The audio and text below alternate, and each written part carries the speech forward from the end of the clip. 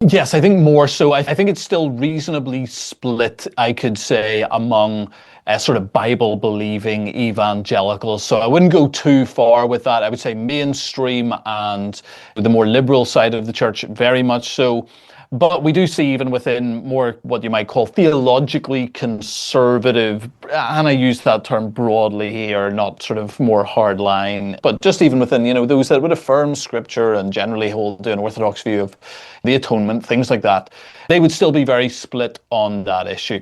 And why is that? I think it goes back to essentially an embrace of some Marxist critical theory tenets of the idea of the oppressed and the oppressor, and this sort of innate justice that those who are perceived to be marginalized or impoverished, that they seem to have just by definition of being in a greater degree of personal or national distress.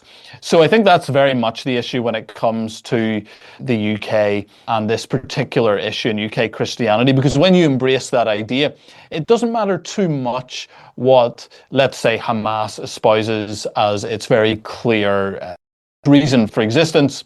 So it doesn't matter too much that they say from the river to the sea and that they want to eradicate all the Jews from the land of Israel.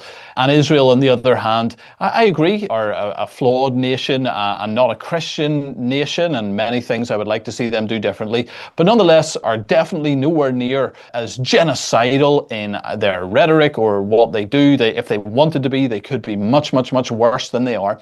That doesn't mean there aren't individual bad actions or even bad orders that are given.